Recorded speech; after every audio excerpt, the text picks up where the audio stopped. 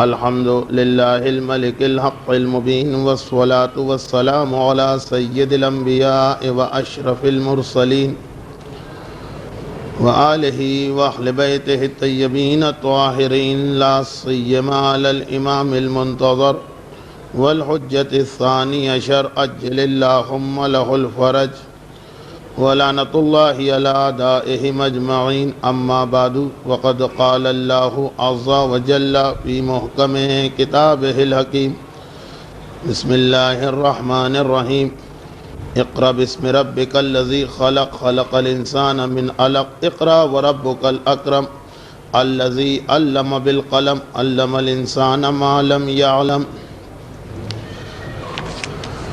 آج سے انشاءاللہ یہ کوشش کی جائے گی کہ ہماری تقریر 45 سے 50 منٹ سے زیادہ نہ ہونے پائے۔ کل رات مومنین کرام کے صبر کا زیادہ بڑا امتحان لے لیا گیا، جس کا اندازہ مجھے اپنی حالت سے بھی ہوا اور سننے والوں کی حالت سے بھی، اور یہ غلطی دوبارہ اس لیے نہیں ہو سکتی ہے کہ اگر کہ اس رمضان میں ابھی 2 شب جمعہ اور باقی ہیں، لیکن آخری شب جمعہ شاید میں تقریر نہ کر سکوں، اور بعد والی جو شب جمعہ اب آ رہی ہے اس میں یہاں کی تقریر کے فوراً بعد مجھے ایک اور جگہ تقریر کرنے جانا ہے۔ لوگ اتنا ڈر گئے ہیں کہ مجھے 2-3 دفعہ اس چیز کی وضاحت کرنا پڑے گی آئندہ جمعرات سے پہلے۔ فی الحال ہمارا موضوع جو میرے اندازے کے کل مکمل ہو جانا چاہیے، وہ یہ خیال کرتے ہوئے کہ اس سال ہماری قوم نے یہ عظیم ترین سانحہ اور حادثہ برداشت کیا، ایک ایسا عظیم مرجع اس دنیا سے رخصت ہوا کہ جس کی زندگی میں اس کے حالات اور عظمت کو بیان کرنا ممکن نہیں ہو رہا تھا۔ تو ایک موضوع بن گیا۔ بعض صاحبان ایمان کو اس نے دلچسپی بھی محسوس ہوئی، لیکن دلچسپی ہوتی یا نہ ہوتی، میں خود بھی اتنا زیادہ ممنون احسان ہوں اس مرحوم مرجع کا کہ مجھے تو ان کا حق ادا کرنا ہی تھا۔ آغائے خوئی کی زندگی کے حوالے سے آج کی ہماری گفتگو بھی ایک خاص عنوان کے تحت ہے۔ میں نے عرض کیا تھا کہ ہم اس طرح سے گفتگو آگے بڑھا رہے ہیں جس طرح عشرہ محرم ایک عام عنوان ہوتا ہے اور اس کے بعد اس کو خاص عنوان دیا جاتا ہے، تو ویسے عنوان ہمارا بنا آغائے خوئی۔ لیکن آغائے خوئی کی روزانہ کی زندگی، آغائے خوئی کا علم فقہ، آغائے خوئی کی زندگی میں خواب، اس طرح کے جو عنوانات چل رہے ہیں، آج کی گفتگو کا عنوان آغائے خوئی ہیں، لیکن اس میں اسلام کے ایک اور اہم مسئلے کو واضح کیا جائے گا، اور وہ یہ ہے، ایک سوال یہ پیدا ہوتا ہے کہ معصومین کو چھوڑ کر باقی اس دنیا میں جتنے بھی انسان پیدا ہوتے ہیں وہ سب تقریباً یکساں اور برابر ہوتے ہیں۔ کل مولود یولد علی فطرت الاسلام، ہر پیدا ہونے والا اسلام کی فطرت پہ پیدا ہو رہا، ہر پیدا ہونے والا غیر معصوم کے گھر میں پیدا ہو رہا۔ ہمارے گھر میں آسمان کے نوری فرشتے نازل نہیں ہوتے ہیں، اللہ بھی کسی ایک گھر کو زیادہ اور دوسرے گھر کو کم عطا نہیں کرتا۔ تقریباً سارے پیدا ہونے والے بچوں کا مزاج ایک جیسا ہوتا۔ اب بعض اوقات جسمانی فرق جس طرح پڑ سکتا کہ اگر کسی بچے کی ماں نے دوران حمل، وہ جو پیگننسی کا پیریڈ ہے، اپنی صحت کا خیال رکھا، آنے والے بچے کا خیال رکھا، اور اس 9 مہینے میں ڈاکٹر کی ایڈوائس کے مطابق زندگی گزاری، تو وہ بچہ پیدائش کے بعد نسبتاً صحت مند نظر آتا۔ اور اگر کوئی ماں اس بنیادی ذمہ داری سے غافل ہو گئی، توجہ نہ دی اس نے کہ دوران حمل میرے ایک ایک عمل کا جسمانی نقصان میری اولاد کو پہنچے گا، ابھی وہ روحانی اور اسلامی تو ہم بات ہی نہیں کر رہے ہیں، کہ حتیٰ یہ کہ جو دوائیوں کی چھوٹی چھوٹی گولیاں ہوتی اس پہ بھی لکھا ہوتا ہے کہ اگر حمل ہے تو پھر اس کے لیے پہلے ڈاکٹر سے پوچھی، لاپرواہی سے زندگی گزارتی رہی تو بچہ جسمانی اعتبار سے ذرا کمزور یا ناقص پیدا ہوتا. تو اس طرح کا فیکٹر آتا جاتا ہے انسان کی زندگی میں. لیکن اسی کو ہم اپنا موضوع بناتے ہیں اسلام کے حوالے سے کہ جب آغا خوئی گھرانے کے اس صاحب علم کے خاندان میں پیدا ہوئے جن کا نام حجت الاسلام سید علی اکبر الموسوی الخوئی تھا، تو کیا کسی خاص چیز نے آغا خوئی کو اس منزل تک پہنچنے میں مدد دی، یا پروردگار عالم نے شروع سے ہی مقدر میں یہ لکھ دیا تھا کہ اس بچے کو ہمیں یہ مرجع بنانا، یا اس میں کوئی دخل ان کے گھرانے اور آغا خوئی کی اپنی ذات کا؟ ہمارے سامنے ایسے واقعات آتے ہیں اور بے شمار کہ جس میں مراجع نے یہ بتایا کہ ان کی تشکیل میں ان کی ماں کا یا ان کی بہن کا یا ان کی شریک حیات کا کتنا دخل ہے. یہ خود اپنی جگہ ایک بہت اہم موضوع. تاریخ غیبت کبریٰ کو جب ہم پڑھتے ہیں تو چاہے ہمارے سامنے سید مرتضیٰ کا بچپنا ہو اور ماں کا کنٹریبیوشن، چاہے شیخ طوسی کے حالات ہوں، چاہے خود علامہ ہلی ہوں کہ جن کے بارے میں تو یہ کہا جاتا کہ وہ اجتہاد کی گود میں کھیلے، اجتہاد کی گود میں پلے، اجتہاد کی ہوا میں سانس لی، اجتہاد انہوں نے کھایا، اجتہاد انہوں نے پیا. اس لیے کہ ایک وقت میں 17 مجتہد اس گھر میں جمع ہو چکے تھے. اس گود سے اس گود میں بچہ جائے تو ایک مجتہد سے دوسرے مجتہد کی گود میں جا رہا، اور 17 مجتہد مردوں کے نہیں بلکہ گھر کی خواتین کو شامل کرتے ہوئے. تو وہ تو ایک ماحول ہی کچھ اور تھا کہ ماں کی گود سے بہن کے پاس گیا تو پتہ چلا ایک مجتہدہ سے دوسری مجتہدہ کے پاس، اور بہن کی گود سے ماموں نے اٹھا لیا تو پتہ چلا کہ ایک مجتہدہ سے دوسرے مجتہد کے پاس. تو یہ علامہ ہلی کے بعد شہیدین کا واقعہ آتا ہے ہمارے سامنے. علامہ مجلسی آتے ہیں، یہاں تک کہ موجودہ زمانے میں امام خمینی شہید بحقر صدر اور خود آغا خوئی کا وہ واقعہ کہ 3 دعائیں مانگتے رہے تھے، وہ اتنی دفعہ آپ نے سن لیا کہ اب میں اس کو بیان نہیں کر رہا ہوں. لیکن ایک تو یہ مسئلہ ہوتا خاندان کا بیک گراؤنڈ، بڑوں کی تربیت، جو تربیت اولاد کے عنوان سے واقعات میں مجلسوں میں بیان کرتا ہوں. تو میں یہ عرض کر رہا تھا کہ آغا خوئی کو آغا خوئی بنانے میں، امام خمینی کو امام خمینی بنانے میں، علامہ مجلسی کو مجلسی بنانے میں، شیخ طوسی کو شیخ طوسی بنانے میں کیا کن چیزوں کا حصہ ہوتا؟ تو 2 بہت نمایاں چیزیں. ایک چونکہ مجالس کا عنوان بنتی رہتی، یعنی بڑوں خصوصاً والدین کی تربیت. اس کے علاوہ ایک دوسری چیز بھی ہوتی، والدین کی تربیت کی بھی ایک لمٹ ہوتی، ایک حد ہوتی. تربیت اولاد میں اکثر میں یہ جملہ کہا کرتا ہوں کہ 4-5 چیزیں اولاد پہ اثر انداز ہوتی، خالی والدین نہیں. والدین اپنی جگہ ایک اہمیت رکھتے ہیں. اس کے بعد ماحول. ایک عمر کے بعد بچے کو گھر میں آپ رکھ ہی نہیں سکتے، وہ گھر سے باہر نکلے. اور یہ گھر کے باہر کا ماحول کبھی کبھار والدین کی تربیت کو صاف کر دیتا، مٹا دیتا، دھو دیتا. اس کی اپنی ایک اہمیت. غذا، تربیت کتنی ہی اچھی ہو، غذا کی خرابی تربیت کے اثر کو نیوٹرلائز کر دیتی ہے، ختم کر دیتی. اسی طرح 2 چیزیں اور بھی بتائی جاتی.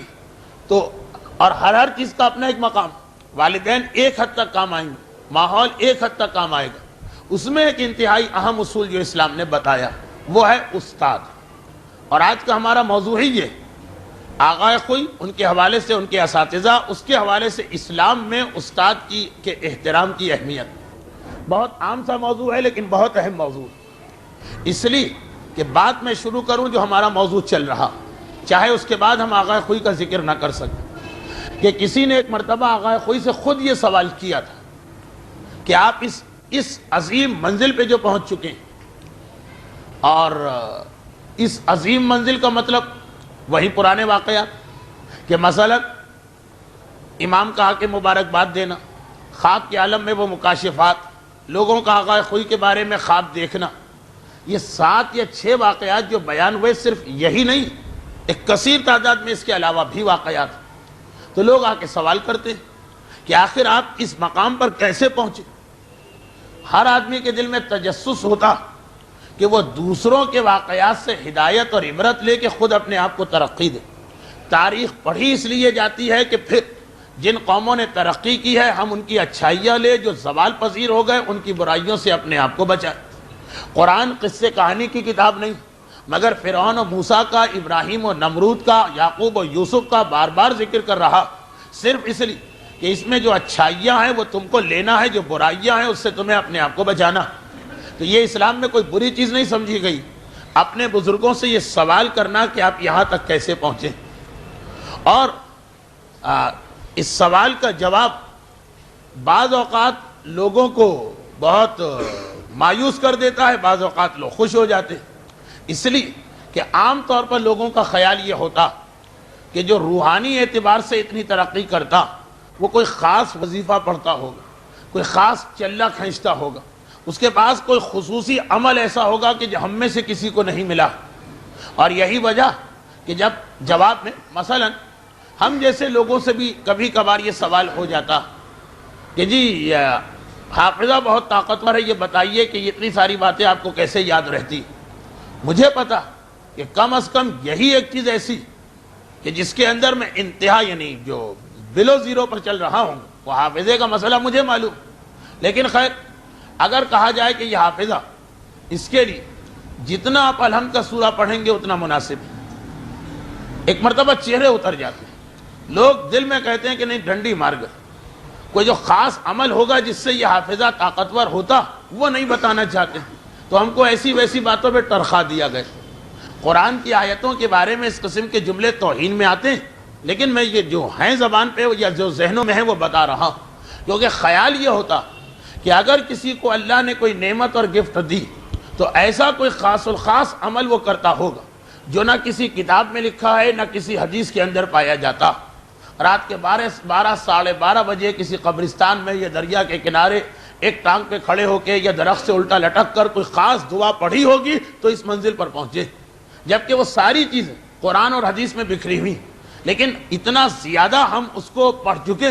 اب جیسے دعا قبول ہونے کے امن یجیب المضطر اذا دعاہ ویکشف السوء، اس سے بہتر اور کون سی آیت ہو سکتی؟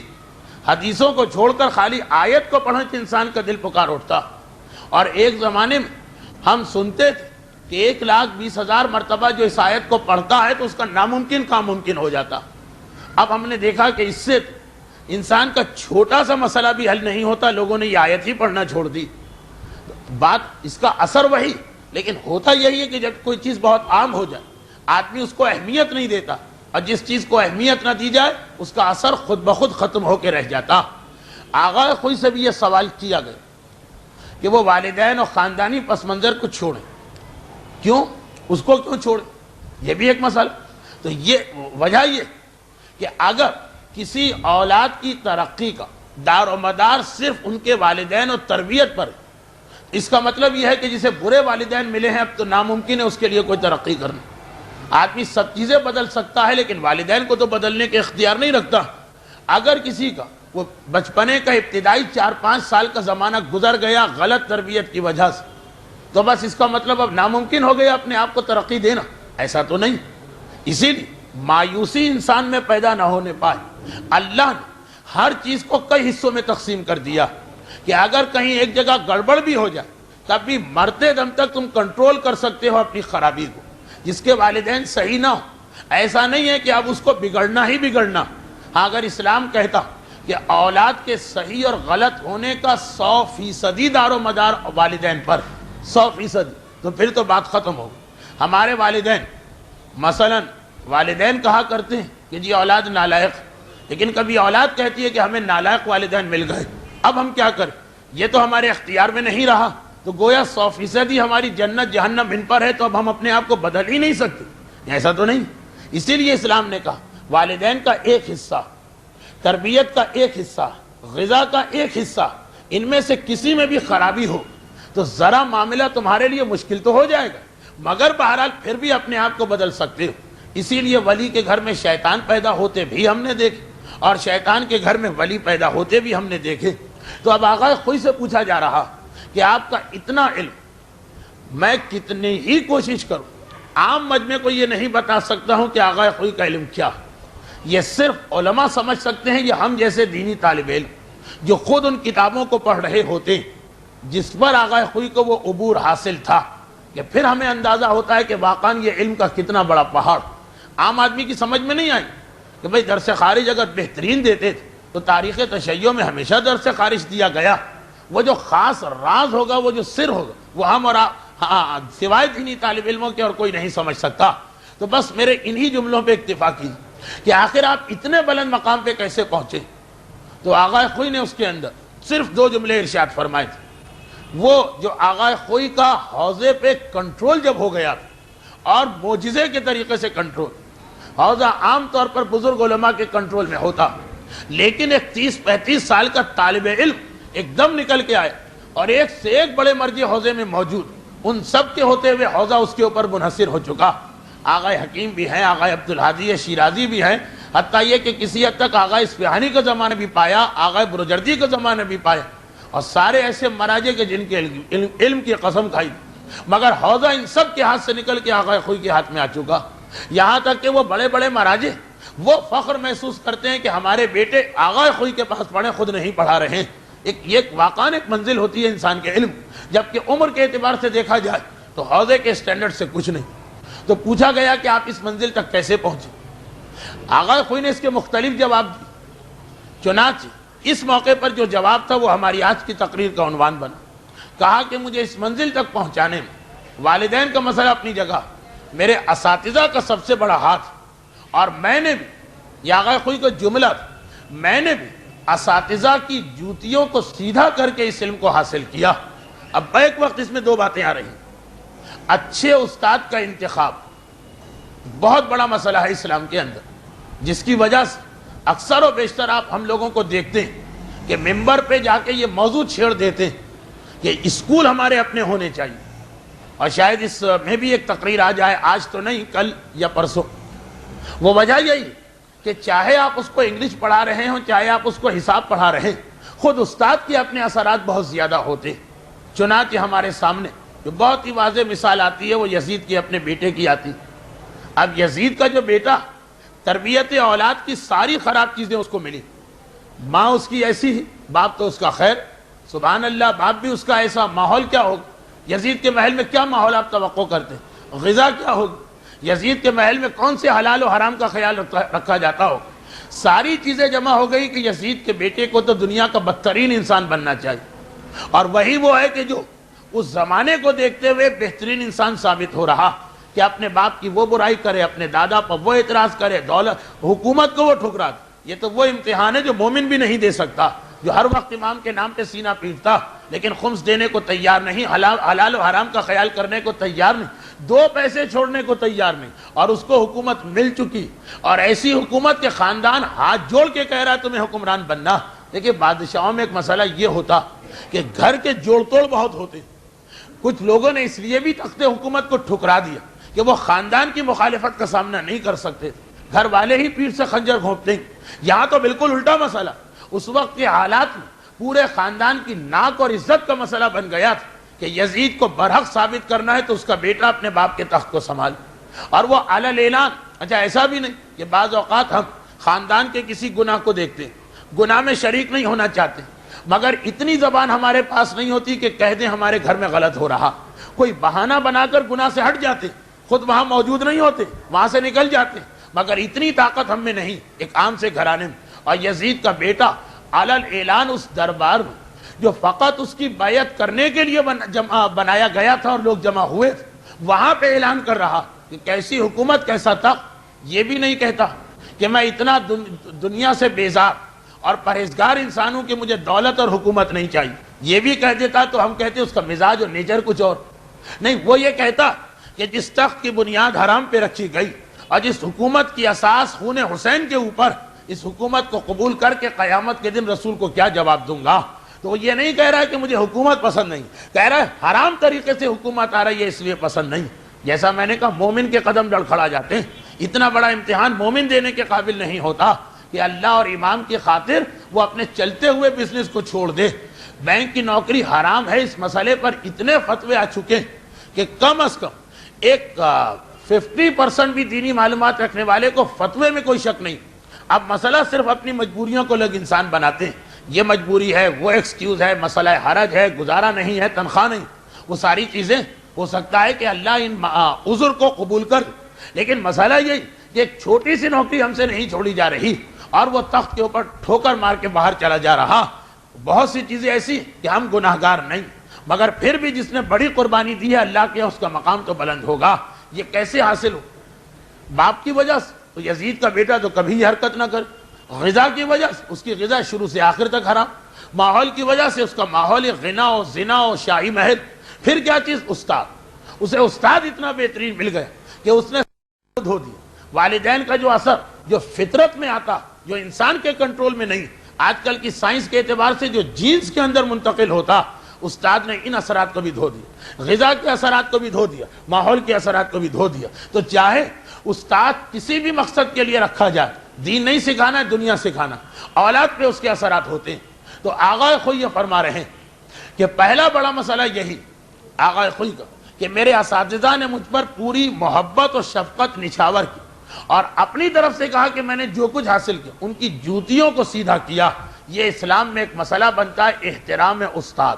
یہ ایک عنوان ہے اسلام کے اندر، یہ ایک موضوع ہے اسلام کے مستحبات میں ایک اہم ترین مستحب کہ جو تمہیں ایک حرف بھی سکھاتا وہ گویا تمہارا آقا بن جاتا ہے اور تم اس کے غلام ہو جاتے ہو، چاہے وہ تمہیں کہیں بیچھی کیوں نہ ڈالے. یہ محاورتاً عربی کا محاورہ، مولا کا مشہور فرمان، اگرچہ اس کا زیادہ تعلق تو آخرت کے اور اسلامی علوم سے ہے، مگر بعض دنیاوی علوم بھی اس میں شامل ہو جاتے ہیں بطور واجب کفائی.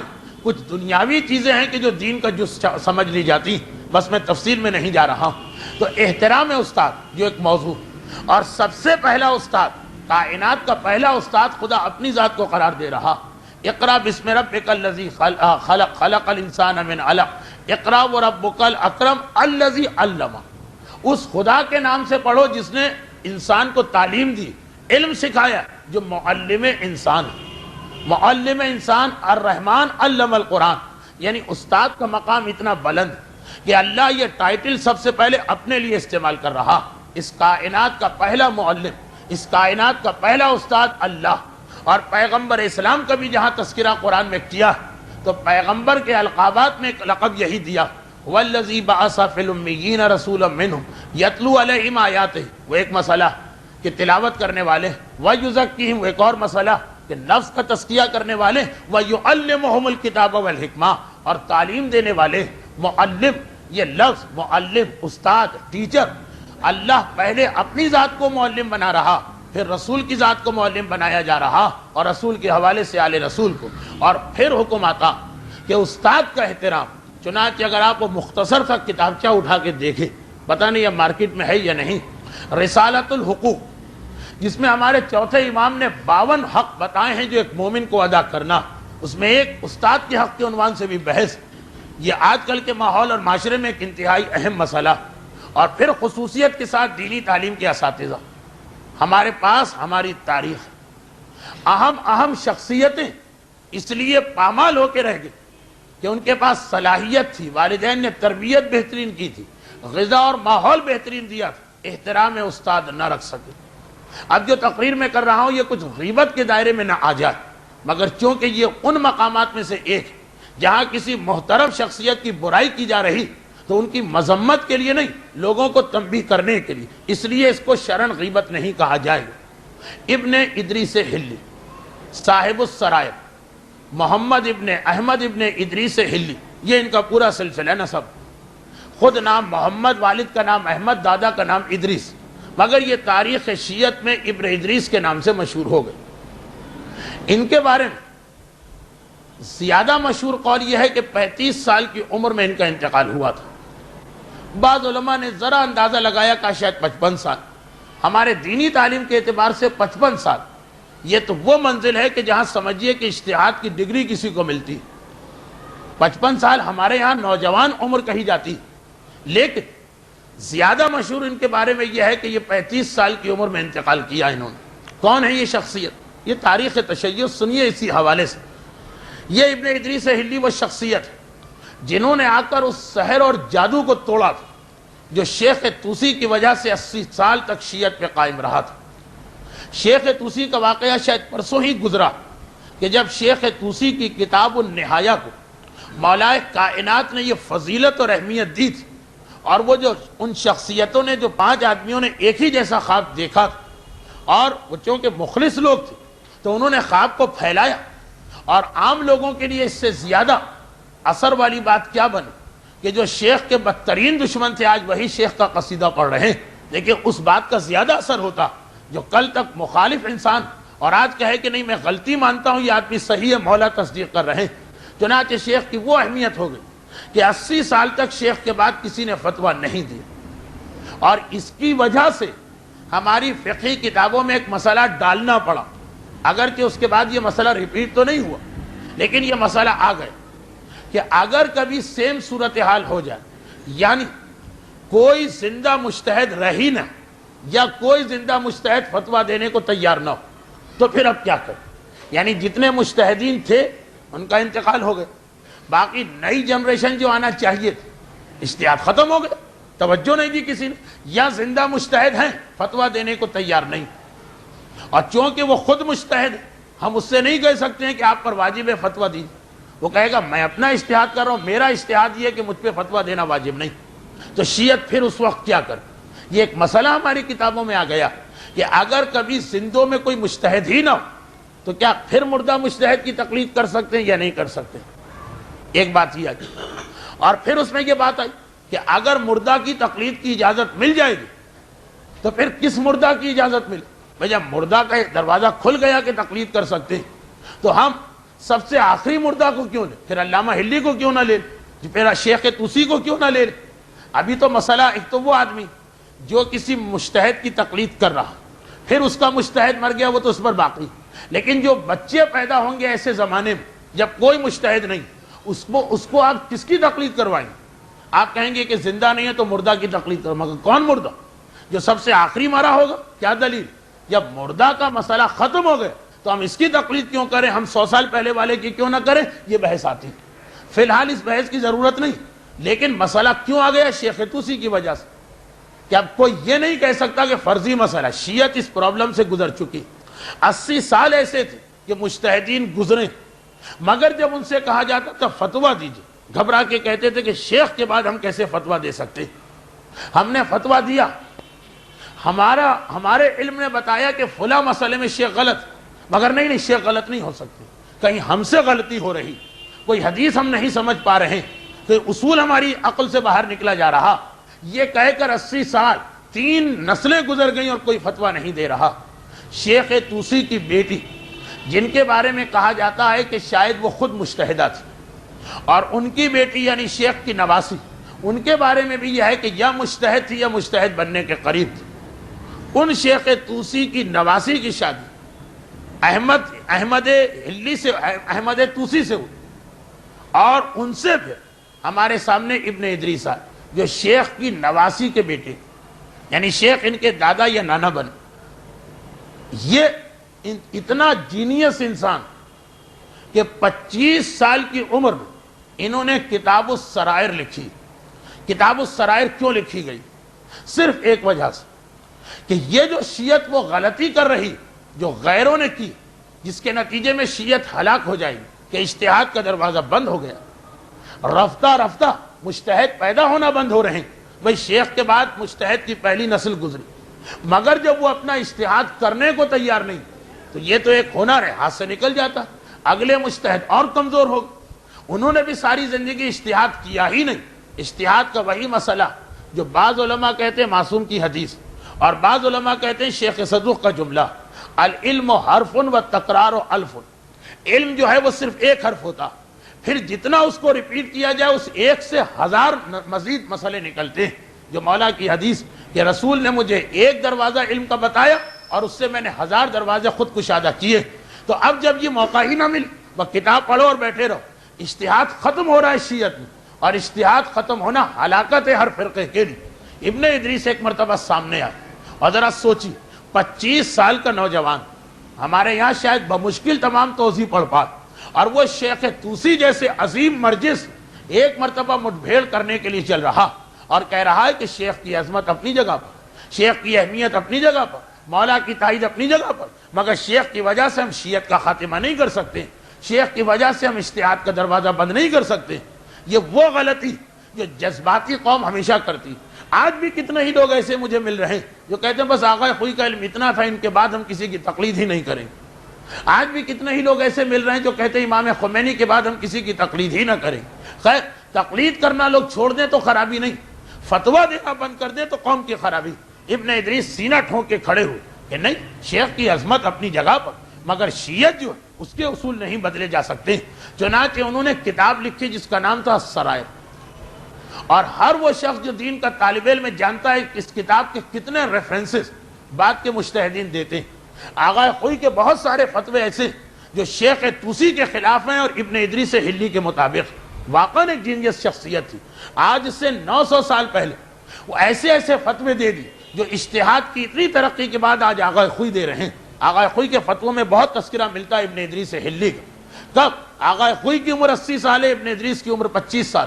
آغا خوئی اس دور میں ہے کہ جب 500 مجتہدین کی تحقیقات سامنے، ابن ادریس اس دور میں ہے کہ جب کوئی مجتہد باقی نہیں رہا، سب کچھ اپنی محنت سے حاصل کیا۔ ان شخصیت کی عظمت میں کوئی کلام نہیں، اور واقعا ان کی وجہ سے وہ سحر ٹوٹا، وہ خرابی ختم۔ انہوں نے فتویٰ دیا اور فتویٰ دینے کا شوق دلایا لوگوں کو اور ہمت پیدا کی، پھر تو دھڑا دھڑ شیعت میں مرجع آنے لگے۔ ادھر ابن ادریس ہلی دنیا سے رخصت ہوئے اور اسے ادھر پورا وہ خاندان علامہ ہلی وجود میں آ گیا، جس میں ایک وقت میں 17 مجتہد ایک گھر میں پیدا ہو گئے، بالکل ایک دوسرے سے ملے ہوئے، بالکل متصل زمانہ ہے دونوں کا۔ اب اندازہ کر کہ ابن ادریس اگر یہ نہ آتے تو شاید یہ اجتہاد کا سلسلہ ختم ہو جاتا، اتنی عظیم شخصیت۔ مگر لوگ حیران ہوئے کہ یہ شخص جو 35 سال میں انتقال کر گئے، ویسے 35 بھی میں اس لیے کہہ رہا ہوں کہ شہید ثانی نے جو ان کے حالات اپنے قلم سے لکھے، اور نجف کے خزانہ امیر المومنین میں وہ کتابچہ ہے، اس میں ان کی عمر 35 سال لکھی، ورنہ مشہور یہ ہے کہ یہ 25 سال میں ہی انتقال کر گئے۔ 25 سال اور مرجعیت کی اس منزل پہ پہنچ جانا، تو لوگ حیران ہوتے ہیں جو 25 یا 30 سال میں اتنا بڑا مرجع بن گئے کہ شیخ جیسی شخصیت کو اس نے ہلا کے رکھ دیا۔ شیخ کا لقب ہے شیخ الطائفہ، تمام علماء اور شیعت کے سردار، یہ لقب ہے شیخ کا۔ 25 یا 35 سال کا انسان ان کے فتووں کو غلط ثابت کر رہا اور ایسے ماڈرن فتوے دے رہا کہ آج اجتہاد ترقی کر کے وہی پہنچ پا رہا، تو لوگ سوچتے ہیں کہ اگر ان کو اتنی عمر مل جاتی جتنی عام طور پر مراجع کو ملتی، 70 سال، 80 سال، 90 سال، تو جو 25 سال میں اس منزل پہ پہنچا، 90 سال میں جا کے تو وہ ایک معجزہ بن چکا ہوتا۔ سوال یہ پیدا ہو رہا کہ یہ اتنی کم عمری میں انہوں نے انتقال کیا تو کیوں؟ آخر ہمارے پاس کچھ اور ایسے فقیہ ہیں جو کم عمری میں دنیا سے رخصت ہوئے، مگر شہادت کی وجہ سے۔ شہید اول، شہید ثانی دونوں 55 سال سے کم عمر میں دنیا سے گئے، مگر انہیں بھی شہید کیا گیا، ان کو بھی شہید کیا گیا۔ باقر صدر آج کی مثال 50 سال سے کم تھے کہ جب دنیا سے رخصت ہوئے، مگر وہ شہادت کی موت ملی۔ تو لیکن ابن ادریس طبعی موت تھی۔ لوگ حیران ہوتے ہیں، ان کے حالات کو پڑھا گیا تو ایک چیز ہمارے سامنے آئی۔ دیکھیے ان کا کریڈٹ جو شاید مارکیٹ کی زبان میں ان کے پلس پوائنٹ کہ انہوں نے شیعت کو اجتہاد عطا کیا، انہوں نے لوگوں کو جو بھول گئے تھے فتویٰ دینے کا طریقہ سکھایا، انہوں نے اس عمر میں اجتہاد کو اتنا ماڈرن کر دیا کہ آج 900 سال کے بعد بھی ان کے فتوے سب سے بہتر فتوے لگ رہے ہیں۔ ساری خوبیاں ان کے اندر، مگر کہا کہ ایک خرابی، اور وہ خرابی ایسی ہے جس کے بارے میں 6 معصومین کا جملہ کہ جس میں یہ خرابی ہو اللہ اسے جوان مرگ کر دیتا، موت اس کو بہت جلدی آ جاتی، وہ جوانی میں مر جاتا۔ اور جوانی میں مرنے کا مطلب کیا کہ خالی اس کا نقصان نہیں ہوتا بلکہ پوری ملت کا نقصان ہوتا۔ ابن ادریس 35 سال میں دنیا سے رخصت ہوئے، وہ بھی شہید ثانی کی گواہی پر، ورنہ تو 25 سال میں دنیا سے رخصت ہو گئے۔ عقل حیران ہوتی ہے 25 سال میں اتنا بڑا کام کیا، مگر کیوں؟ صرف ایک بات، اور وہ جملہ لکھا جاتا کہ استاد کی توہین۔ استاد سے مراد یہاں قرار دیا گیا شیخ طوسی، کہ ماحول ایسا ماحول بن چکا تھا کہ کوئی شیخ کے فتوے کے خلاف کچھ سننے کو تیار نہیں تھا۔ بچوں کے حوضہ تو نہیں چل رہا ہے، حوضہ تو رکا ہوا، تو اب ابن ادریس اپنا مقام بھی پہلے نہیں بنا سکتے۔ وہ کہتے بھی ہے کہ بھائی شیخ کی اہمیت اپنی جگہ، مگر فلاں فتوے میں شیخ نے غلطی کی۔ لوگوں نے کہا یہ کیسے ہو سکتا؟ تم صحیح کہہ رہے ہو 20 سال کے لڑکے اور شیخ نے غلطی کی، یہ ممکن نہیں۔ چنانچہ ان کو مجبورا، یہ دیکھیے خدا کے پاس یہ کوئی جواز نہیں، مگر انہوں نے خود ایک جواز بنایا، کہا کہ شیخ کا اثر ختم کرنے کے لیے مجھے لامحالہ اب شیخ کی ذات پہ اٹیک کرنا پڑے، اتنا کھل کے بات کرنا پڑے گی۔ فلاں مسئلے میں شیخ لاپرواہ، فلاں مسئلے میں سوچے سمجھے بغیر فتویٰ دے، فلاں مسئلے میں حدیث کو پڑھا ہی نہیں، فلاں مسئلے کے اندر قرآن کی آیت بھول گئے۔ یہ اسٹائل انہوں نے اختیار کیا تاکہ ایک مرتبہ ذہنوں کو جھٹکا لگے، لوگ پھر چونک کے دیکھیں حدیث شیخ چھوڑ گئے کون سی حدیث، آیت شیخ بھول گئے کون سی آیت۔ عام طور پہ ہمارے مراجع یہی اعتراض تو کرتے ہیں پرانے مجتہدین پر، ورنہ فتویٰ کیسے دے کہ ہمارا فتویٰ یہ پرانے کا ہے، لیکن یہ نہیں کہتے کہ لاپرواہ تھے، یہ نہیں کہتے کہ بے خبر تھے، یہ نہیں کہتے کہ سستی میں فتویٰ دیا، یہ جملے نہیں، بلکہ یہی کہتے ہیں ان کا اجتہاد تھا، یہ ان کی اپنی محنت تھی اور یہ نتیجہ نکلا۔ ابن ادریس نے دیکھا نرم الفاظ سے لوگوں پہ اثر نہیں ہو رہا، چنانچہ اپنی جگہ وہ یہ سمجھے کہ میں شیعت اور اجتہاد کی خدمت انجام دے رہا ہوں، مگر شیخ کی توہین شروع کر دی۔ وہ سست آدمی تھے، لاپرواہ آدمی تھے، غافل آدمی تھے، توجہ نہیں دیتے تھے قرآن اور حدیث پر۔ اب ان باتوں سے فائدہ تو ہوا کہ ایک مرتبہ لوگ چونک کے اٹھے کہ بھائی شیخ یہ تو علمی اعتراض ہو رہے ہیں، لیکن شیخ کی تو توہین، اور وہ شیخ کہ جو شیعت کے لیے فخر کی بات، ابن ادریس بھی اپنی جگہ صحیح، لیکن پروردگار کبھی بھی نیک کام کے لیے گناہ کی اجازت نہیں دیتا۔ ایک اصول ہے کمیونزم اور اسلام میں ٹکراتا ہو۔ کمیونسٹوں کی فلسفی یہ تھی، ایک زمانے میں تو دانتوں پسینہ آتا تھا کمیونسٹوں سے مقابلہ کرنے، لیکن خیر اپنا تابوت وہ خود ہی دفن کر چکے ہیں، پھر بھی ان کی ایک فکر تھی کہ مقصد اگر نیک ہو تو ذریعہ جو ہے وہ برا ہو جائے کوئی حرج نہیں۔ اسی بنیاد پر کمیونسٹ ہر جگہ لڑائی جھگڑے ٹیررزم بم کے دھماکے ہی سب، یہ ہمارا مقصد ہے انقلاب لا کے غریبوں کو ترقی دینا، اس کے لیے 2-4 آدمی مر بھی جائے، اگر خون بھی بہہ جائے کوئی بات نہیں۔ لیکن اسلام کہتا کہ نیک مقصد تک پہنچنا ہے، ذریعہ بھی تمہارا جائز ذریعہ ہونا چاہیے۔ یہ نہیں ہے کہ آپ لوگوں کو نماز کا پابند بنانے کے لیے جھوٹی حدیثیں پڑھنا شروع کر دیں اور کہیں کہ نہیں ہماری نیت یہ ہے کہ لوگ نمازی بن جائیں۔ اب اگر ہم نے 2 جھوٹی حدیثیں پڑھ لی تو یہ کون سا اتنا بڑا گناہ ہو گیا، اسلام اس کو برداشت نہیں کرتا۔ عزاداری میں بھی کبھی یہ دلیل آتی ہے کہ اگر ہم جھوٹے جھوٹے مصائب بنا رہے ہیں تو کیا حرج ہے، ہماری نیت تو نیک۔ وہ ایک اصول چل رہا کہ نہیں، نیک نیت کے لیے ذریعہ بھی نیک ہونا چاہیے۔ ابن ادریس سے یہ غلطی ہو گئی کہ نیت نیک تھی، ذریعہ انہوں نے غلط بنایا۔ چلے اگر اور کوئی غلطی کرتے تو اللہ جانتا اور وہ جانتے، مگر استاد کی بے احترامی وہ گناہ کہ چاہے ابن ادریس جیسا عظیم ترین مرجع اور شیعت کا فخر، اور اگر زندہ رہ جاتا تو شیعت کو کتنا علمی فائدہ پہنچاتا، خدا نے کہا وہ سب چیزیں اپنی جگہ، استاد کی بے احترامی کرتا ہے جوان مرد، اسے جوانی میں موت دے دی جائے گی۔ اس کے بعد اور بہت سارے واقعات آ رہے ہیں، تفصیل میں جانے کا موقع نہیں، میں اسی کی تفصیل میں زیادہ چلا گیا، لیکن بطور مثال دور آخر کا بھی ایک واقعہ مشہور ہے، مرزا قمی صاحب قوانین۔ بہت مشکل ہوتا ہے جب میں جملے کہتا ہوں پھر اپنے آپ پہ کنٹرول کرنا کہ اب یہ نہ سمجھاؤں کہ کون مرزا قمی اور یہ نہ سمجھاؤں کہ کون صاحب قوانین، لیکن خیر بہت اپنے آپ کو روک رہا ہوں۔ ملاقات امام نامی کتاب جو اردو زبان میں، ان کے کئی واقعے ہیں امام کی ملاقات میں۔ انتہائی مقدس انسان اور انتہائی فلسفے اور منطق کی باریک بینیوں کو جاننے والے، اصول فقہ میں انہوں نے ایک انقلاب برپا کیا تھا۔ ان کے ایک شاگرد تھے جن کا نام تو بیان کرنے کی ضرورت نہیں، ان کی کتاب فصول بہت مشہور، 25 سال کی عمر تھی، اور ایسی کتاب کہ 80 سال کا مرجع بھی اس کو سمجھ نہیں پاتا، اتنی اس کے اندر اتنا علم بھرا ہوا اور دقت و باریک بینی کے ساتھ۔ مگر وہی بات کہ ان کو جو استاد ملے تھے، وہ استاد 80 سال کے مرزا قمی درس دے رہے ہیں، شاگرد 20-22 سال کا، جوانی میں جوش بھی آدمی میں زیادہ ہوتا۔ ہمارے یہاں درس خارج کا ایک طریقہ کار رہا، اب ذرا تبدیلی آ گئی ہے کیونکہ مجمع بہت بڑھ گیا، وہ یہ کہ بڑے سے بڑا مرجع بھی ہو، وہ ممبر سے جو بھی فتویٰ دے گا اس کے شاگرد اس کے فتوے کی چھان بین کریں گے، علمی اعتراض کریں گے، مگر اس میں ہمیشہ احترام ملحوظ رکھا جاتا۔ یہ صاحب فصول 22 سال میں اتنا علم ان میں آ گیا جیسے کسی میں پارا بھر دیا جائے، پھر آدمی چین سے بیٹھ نہیں سکتا، اس کو اچھل کود کرنا ہی پڑتی۔ تو یہ اپنے استاد سے اس انداز سے بات کرنے لگے کہ مرزا قمی نے آخر بہت مجبوری کے عالم میں آرڈر دے دیا کہ میں تم کو اجازت نہیں دیتا ہوں کہ تم اس کمرے میں آؤ جس میں میں درس دے رہا ہوں۔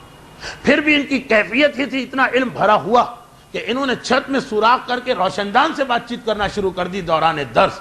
نتیجہ یہ نکلا کہ 25واں سال آیا اور دنیا سے رخصت ہو گئی. جبکہ علم اصول کے یہ اتنے بڑے ماہر، یہ ابھی 150 سال پہلے کی بات. وہ واقعہ ابتدائے تشیع کا ہے، یہ واقعہ حال کا. یہ دونوں واقعات مل کے ایک بات بتا رہے ہیں کہ انسان آثار وضع سے نہیں بچ سکتا ہے اگر اپنے استاد کے احترام کو بھول جائے. اور ہمارے سامنے دیکھیے یہ دو تو منفی واقعات ہیں. جنہوں نے استاد کے احترام کا لحاظ نہ رکھا، امام نے کہا چاہے وہ شیعت کی کتنی ہی خدمت دے چکا اور چاہے وہ مستقبل میں شیعت کے لیے کتنا ہی فائدہ مند کیوں نہ ہو، اللہ کے دین کا کام شخصیتوں سے نہیں چلتا، کتنا ہی فائدہ مند کیوں نہ ہو. استاد کی توہین کرتا ہے، اس کو زندہ رہنے کا حق نہیں، جواں مرگ ہو جائے گا. مراجع کی مثالیں میں نے دی، عام آدمیوں کی نہیں. اور اس کے برعکس جب وحید باقر بہبہانی سے پوچھا گیا کہ آپ اس عظیم مقام پہ کیسے پہنچے، استاد وحید باقر بہبہانی، ہمارے بعض علماء اور مجتہدین ایسے گزرے جن کے لیے لقب مخصوص ہو کے رہ گیا. مخصوص، جیسے میں نے اکثر کہا ہے کہ لفظ علامہ، علامہ کے ساتھ آپ کسی کا نام لے لیں تو یہ لقب اس کا بن جائے. لیکن خالی آپ کہیں علامہ، علامہ کا فلاں واقعہ، علامہ کا فلاں فتویٰ، جاہل آدمی تو پلٹ کے پوچھے گا کون علامہ، اس لیے کہ کراچی میں گلی گلی علامہ. لیکن جو ذرا بھی دین کو جانتا اس کو جب آپ نے لفظ علامہ کا اس سے پوچھنے کی ضرورت ہی نہیں. علامہ تو شیعت کی تاریخ میں ایک ہی گزرا ہے جس کا نام علامہ حلی. لفظ شیخ، شیخ ایک بہت ہی محترم لقب ہے عربی کے اندر، سردار، سید. شیخ کے ساتھ آپ تذکرہ کریں، مثلا شیخ انصاری، شیخ فلاں، شیخ فلاں، ٹھیک. خالی کہہ دے شیخ نے یہ کہا، یعنی سردار نے یہ کہا. کبھی پلٹ کے کوئی نہیں پوچھے گا جو ذرا بھی اسلام کو جانتا ہے کہ شیخ کون. شیخ کا مطلب ہے شیخ توسی، زعیم. زعیم علمی دنیا کا سردار، جس کے ہاتھ میں پورا کنٹرول علم کا اور اجتہاد کا. اگر آپ کہیں زعیم قطب، الگ مسئلہ. آپ کہیں 50 سال پہلے کے زعیم، الگ مسئلہ. خالی کہیں کہ زعیم نے یہ کہا، زعیم یہ آغا خوئی، اور کوئی ہے ہی نہیں جو ذرا بھی دین کو جانتا. اسی طرح ایک لقب ہے استاد الکل. اگر یہ کہا جائے کہ استاد کل نے یہ کہا، اب نہیں پوچھنا ہے کہ کون استاد شیعت کی تاریخ میں 900 سال میں ہزاروں استاد گزرے، جی نہیں. استاد الکل یعنی سب کے استاد تو ایک ہی گزرے، ان کا نام ہے وحید باقر بہبہانی. اور مجھے معلوم کہ اس مجمع کے 90% افراد تو سمجھے ہی نہیں ہوں گے کہ یہ استاد الکل کسے کہا جاتا. ہم اور آپ تو عادی کہ وہ سائیکل بنانے والا سائیکل بناتے بناتے کہتا استاد بتائیے کہ اب میں کیا کروں، ہم تو اس کو استاد سمجھا کرتے ہیں. لیکن یاد رکھیے استاد الکل، ہماری گردنیں عقیدت سے جھک جاتی ہیں جب اس آغا بہبہانی کا نام آتا. کیا خدمت شیعت کی انجام دے کے گئے. آغا بہبہانی کا زمانہ بھی وہ زمانہ تھا جب شیعت میں سے اجتہاد کو نکالنے کی سازش کامیاب ہو گئی اور لوگوں کو مجتہدین کے خلاف اتنا کر دیا گیا تھا، اتنا کر دیا گیا تھا، اجتہاد ختم. جو شیعت کے لیے ایسا ترہ امتیاز کہ آج سارے مسلمان مکتب فکر کہتے ہیں افسوس ہم نے اجتہاد کا دروازہ بند کیوں کیا. اور ہم فخر کے ساتھ کہتے ہیں کہ 1400 سال سے یا 1200 سال سے ہم اجتہاد کر رہے ہیں، مگر 2 موقع ایسے آئے کہ شیعت اور اجتہاد کو جدا کیا گیا. پہلا شیخ توسی کے بعد وہ مسئلہ تھا شیخ کی عظمت کا، اور ایک آغا باقر بہبہانی سے کچھ پہلے کا وہ مسئلہ تھا ایک سازش کا، مجتہدین سے نفرت، مجتہدین پہ لان تان.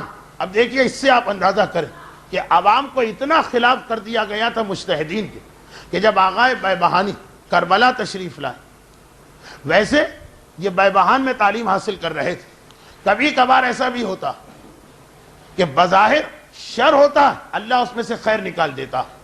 اللہ نے اپنی ایک صفت بتائی ہے، یخرج الحی من المیت، یخرج المیت من الحی، زندہ میں سے مردہ نکلے وہ سمجھ میں آتا. ایک مردہ ہے اللہ اس میں سے زندہ نکال دیتا. یہ ہے کہ کہیں بعض اوقات کسی قوم کے لیے چھوٹی خرابی ہوتی، فائدہ بڑا ہو جاتا.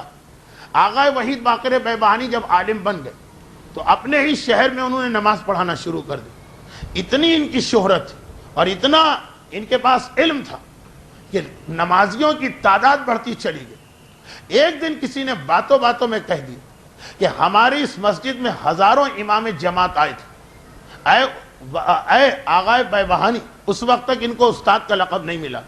اے آغا بہبہانی، آپ جیسا عالم آج تک اس مسجد میں نہیں آیا. بس اتنا سننا تھا. اسی وقت استعفیٰ دیا, سامان کو لپیٹا اور نکل کھڑے ہوئے بے بہان سے, اور صرف کربلا جا سکتے ہیں, کہیں اور نہیں. کیوں؟ بے اختیار دل میں خیال یہ پیدا ہوا کہ میں نے یہ سن لیا کہ میرے پیچھے لوگ نماز پڑھنے آ رہے ہیں اور تعداد بڑھتی جا رہی ہے. آج کے بعد اب میری نیت میں خلوص نہیں رہے گا. جب مجمع کی بات آ گئی, اگر نہ سنا ہوتا تو کیا اندازہ تھا کہ 50 سال پہلے کون نمازی تھے اور آج کون تھے. مگر جب ایسا ثقہ عالم کہہ کے گیا, نیت کی خرابی آ گئی. اور ذرا سی نیت کی خرابی آ جائے, ہمارا مرجع وہ عمل ہی چھوڑ دیتا.